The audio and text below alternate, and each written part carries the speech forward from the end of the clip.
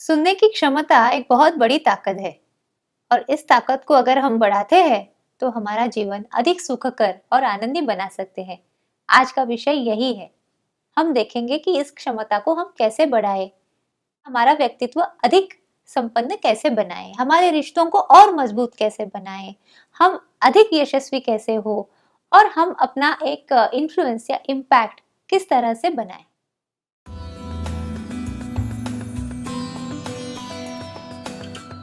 नमस्कार, मैं डॉक्टर कलिका। पूर्ण जागृति के इस चैनल में आप सबका भरपूर स्वागत।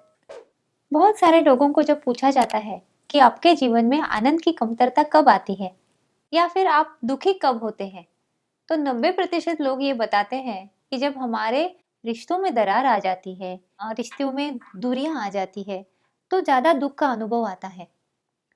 तो ये बहुत महत्वपूर्ण बात है कि रिश्ते हमारे जीवन में बहुत बहुत बड़ी जगह ले लेते हैं। पति पत्नी का संबंध है, बच्चों का और माता पिता का संबंध है, घर में जो अपने बूढ़े माता पिता है उनसे हमारे संबंध कैसे है, हमारे दोस्तों के साथ हमारे संबंध कैसे है, फिर हमारे काम की जगह में लोगों के साथ हमारे संबंध कैसे हैं। ये सब हमारे जीवन का आनंद यानी हैप्पीनेस क्वोशंट कितना रहेगा, ये तय करता है। और थोड़ी सी भी कहीं पे कहीं अगर मनमुटाव हो जाता है या थोड़ा सा तनाव तीव्र हो जाता है, तो हमारा जीवन थोड़ा सा दुखी हो जाता है, हम मायूस हो जाते हैं। तो इसका मूल कारण क्या है और ये कहाँ से शुरू होता है, ये आज हम देखेंगे। दिखने में तो लगता है कि सुनने की क्षमता कोई बड़ी बात नहीं है, किंतु ये बड़ा मुद्दा हो जाता है। कई बार क्या होता है कि बच्चों को लगता है कि मम्मी डैडी मेरी बात सुनते नहीं हैं, और घर में पति पत्नी में लगता है, पत्नी को लगता है कि पति मेरी बात कभी सुनता ही नहीं है, पति को लगता है कि पत्नी मेरी बात नहीं सुनती है। घर में जो बूढ़े मम्मी डैडीज होते हैं, उन्हें भी लगता है कि अब हम कोई काम के नहीं रहे, बच्चे हमारे साथ आके बैठते नहीं, बात नहीं करते, हमारी बात सुनते नहीं है। बात यहीं पे रुकती नहीं है। जब कोई बंदा हमारी बात सुनता नहीं है, तो इसका अर्थ ये निकलता है कि उसे उसके जीवन में हमारा कोई महत्व नहीं है। इसीलिए उसे हमारे जीवन में, हम में कोई उत्सुकता नहीं है, इंटरेस्ट नहीं है। तो इसका मतलब ये हुआ कि वह व्यक्ति हमसे प्रेम नहीं है, प्रेम नहीं करता है, प्यार नहीं करता है। बच्चों को लगता है माता पिता प्यार नहीं करते हैं। माता पिता जो बूढ़े हैं उनको लगता है कि मेरे नाते पोती और मेरे बच्चे बच्चियां मुझसे हमसे प्यार नहीं करते हैं। इसकी शुरुआत कहाँ से हुई कि कोई हमारी बात सुनता नहीं है। तो कोई हमारी बात सुनता नहीं है, इससे आगे चल के तर्क यहाँ तक आ जाता है कि मुझसे कोई प्यार नहीं करता। और ये जब बार बार होने लगता है तो धीरे धीरे क्या हो जाता है, उस रिश्ते में अंतर पड़ने लगता है, दूरियां आ जाती हैं। और जो संवाद फिर घरों में होते हैं वो आम बातें होती है, जो व्यवहारिक चीजें हैं उसी के बारे में बोला जाता है। और जहाँ मन को मन से जुड़ने वाली बात है वो होती ही नहीं है। तो देखा आप लोगों ने, घर में एक ही रिश्ते से अनेक रिश्तों में एक समानता है कि हर किसी को लगता है कि मेरी बात सुन नहीं रहे हैं। तो ये सुनने में क्या प्रॉब्लम है, हम क्यों नहीं सुनते दूसरों की बात, और हमारी इस क्षमता को हम कैसे बढ़ाएंगे, यही आज की बात है। अगर हमारे मन में थोड़ी सी भी जागरूकता अगर हम ले आते हैं और थोड़ा सा प्रयत्न करते हैं, तो ये आदत हम अपने अंदर डाल सकते हैं। और मानिए, अगर ये आदत आपके पास है तो आपका व्यक्तित्व लोकप्रिय हो जाएगा, लोगों को आपके साथ बैठने में आनंद आएगा। तोत्तो चान नाम की एक किताब है जो मैंने काफी साल पहले पढ़ी थी। अगर आपको मिलती है तो आप भी जरूर पढ़िए। उसमें एक छोटी बच्ची होती है जो स्कूल जाना चाहती है, और स्कूल एडमिशन के लिए वो एक स्कूल में उसकी मम्मी उसे ले जाती है। और वहाँ के जो प्रिंसिपल होते हैं वो उसका इंटरव्यू लेने वाले हैं। और माता जो है, उसकी माँ उसे वहाँ छोड़ के बाहर आके बैठ जाती है। थोड़ी देर के बाद आधा घंटा हुआ, पौना घंटा हुआ, 1 घंटा हुआ, 2 घंटे हुए, बच्ची फिर आराम से आती है और आते ही हंसती है, कूदती है, खुश लगती है। वो कहती है, मम्मी ये स्कूल तो बड़ी अच्छी है, उन्होंने मुझे इतने सवाल पूछे और मैं इतना बोली, बहुत अच्छे हैं हमारे सर। तो मम्मी को पता चला कि अरे, यहाँ पे मेरी बेटी बोल रही थी और उसे कोई सुन रहा था। तो इसमें कितनी खुशी है। मुझे लगता है शिक्षण प्रणाली में भी यह बदलाव आना बहुत ज़रूरी है। हमें बहुत बोलने के लिए सिखाया जाता है, पढ़ने के लिए सिखाया जाता है, लिखने के लिए सिखाया जाता है, किंतु सुनने की आदत हमने डाली ही नहीं है। कंपल्सिव लिसनिंग हो जाता है, जब स्कूल में जाते हैं, बैठ जाते हैं, सामने शिक्षक बोलते रहते हैं 6 घंटे 7 घंटे, बच्चे देख के फिर उन्हें नींद आने लगती है, नहीं तो किताबों में चित्रकारी हो जाती है, नहीं तो कुछ और दूसरी, आजकल फ़ोन निकल आते हैं बाहर। तो सुनना मतलब नीरसता है, सुनना मतलब अच्छा नहीं है। यही मैसेज हम बच्चों को भी देते हैं कि सामने वाला जब बोलता है तो हम कई बार सुनते ही नहीं सही से। 50% बात सुनते हैं और उसमें से शायद 20-25% ही हमारे मन में याद रहती है। तो इससे क्या हो जाता है, लॉट ऑफ एनर्जी वेस्टेज है इसमें। मतलब समय का भी इसमें, समय भी निकल जाता है, एनर्जी भी निकल जाती है, रिश्ते भी खराब हो जाते हैं। जैसे अगर आप किसी कंपनी में काम कर रहे हैं और आप मीटिंग ले रहे हैं और आपकी बात आप रख रहे हैं, किंतु सामने वाले जो बैठे हैं उन्हें कोई इंटरेस्ट नहीं है, तो फिर वहाँ बहुत दिक्कत आ जाएगी। तो सुनने के लिए ये भी आवश्यक है कि अगर आप बॉस है कंपनी में और आप अपने टीम की बातें अगर सुनते हैं, तो एक अपनापन आ जाता है, उसमें एक बॉन्डिंग आ जाती है और सबसे बड़ी बात है उसमें ट्रस्ट बिल्ड होता है, विश्वास की निर्मिति होती है। अगर यह बन जाता है तो फिर बड़े-बड़े काम आसानी से हो जाते हैं, बड़े-बड़े प्रोजेक्ट आसानी से हो जाते हैं। घरों में भी माहौल अच्छा रहता है, वातावरण सुखद रहता है। तो ये संवाद, कम्युनिकेशन की जो सबसे मूलभूत धारणा है जो है वो है सुनने की क्षमता।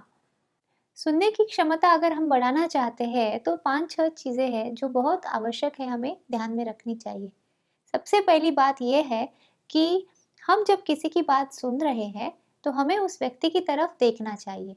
अगर हम अपने मोबाइल पे कुछ कर रहे हैं या कुछ लिख रहे हैं या घर का कोई काम कर रहे हैं या अपने डेस्कटॉप पे कुछ काम चल रहा है, तो जो व्यक्ति बोल रही है उसे लगता है कि मैं महत्वपूर्ण नहीं हूँ, आई एम नॉट इम्पोर्टेंट, और मेरी बातें भी महत्वपूर्ण नहीं है।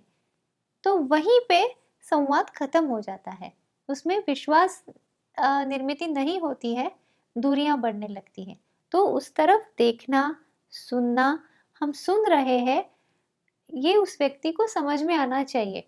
सिर्फ आप मुंडी हिलाएंगे तो समझ में आएगा कि आप सुन नहीं रहे हैं, ये सिर्फ एक्टिंग चल रही है।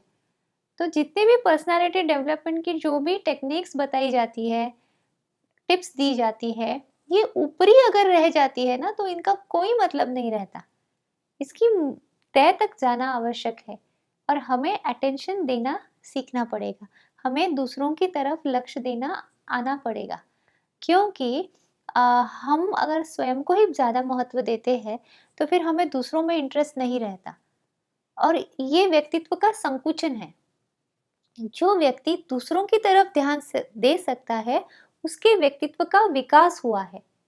और जो व्यक्ति सिर्फ स्वयं में ही खुश है, मतलब आध्यात्मिक स्तर पे अगर कोई स्वयं में खुश है तो उसका अर्थ अलग होता है, किंतु दैनंदिन जीवन में अगर वो खुद के कामों में ही ज्यादा व्यस्त है, खुद की बातों में ही अगर व्यस्त है, उसके मन में कोई जगह ही नहीं है दूसरों के लिए, दूसरों के व्यवहार के लिए, तो फिर वो व्यक्ति संकुचित हो जाता है। यह बड़ी समझने वाली बात है, इसीलिए लक्ष्य एक जगह पे देना, इंटरेस्ट बरकरार रखना, ये बहुत आवश्यक है। ये दूसरी बात ये है कि जब कोई हमसे बात कर रहा है तो हमें अपने मन को स्वच्छ रखना है। कई बार क्या होता है, हमारे घर में मन में पूर्व ग्रह होते हैं और हम उन पूर्व ग्रहों के चश्मे से पूरी दुनिया देखते हैं।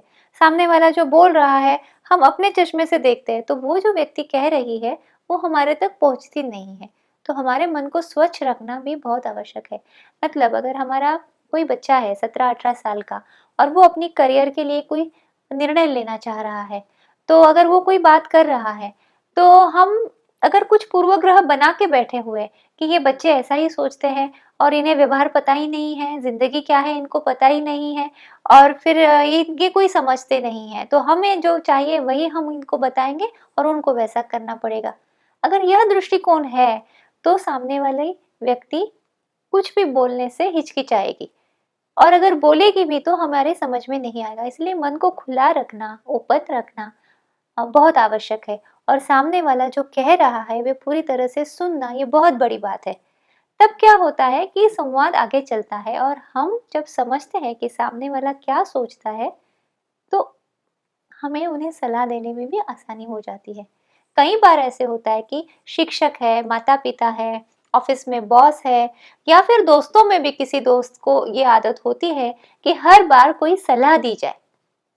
अब सलाह देने की जल्दबाजी अगर करेंगे तो धीरे धीरे कोई भी आपकी बात नहीं सुनेगा, और जो सलाह आप देने की इच्छा रखते हैं उसका कोई फायदा भी नहीं होगा।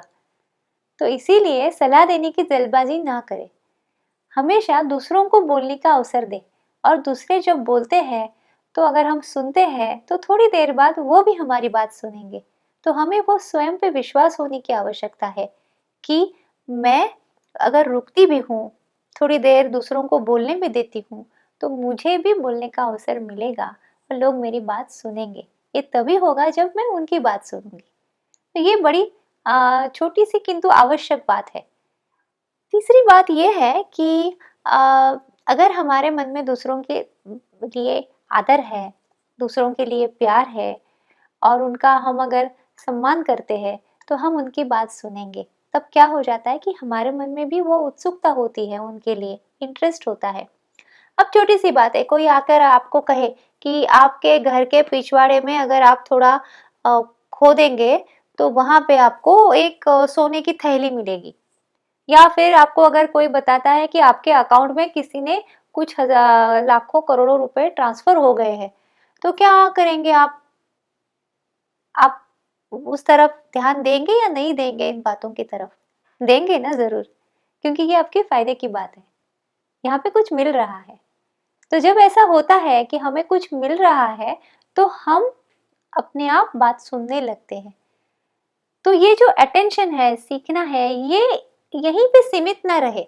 दूसरों की बातें समझने में भी इंटरेस्ट है तो हमारा व्यक्तित्व अधिक शक्तिशाली है, उसमें अधिक ठहराव है। इससे क्या होता है कि हमारे व्यक्तित्व में एक शांतता आ जाती है, ठहराव आ जाता है, और हमें दूसरों के प्रति आदर निर्माण होता है, प्रेम निर्माण होता है। और फिर हमें अपने आप हम दूसरों की बातें शांतता से सुनते हैं, उस पर विचार करते हैं, दूसरों की जगह जाके उनको कैसा लगता है, ये भी, जिसे हम एम्पैथी कहते हैं, वो भी हम अच्छी तरह से करते हैं। तो इसके लिए अगर हमें उसे शांत करना है, ठहराव आना है, उसमें अधिक शक्ति लानी है, तो हमें स्वयं का निरीक्षण करना है, माने स्वयं को सुनना है। दिन में थोड़ी देर आंख बंद करके 5 मिनट सुबह अगर हम बैठते हैं, या शाम को आपको वक्त है तो शाम को बैठिए और सुनिए आपके अंदर क्या आवाज़ें आती हैं, आपके किस तरह से विचार आते हैं।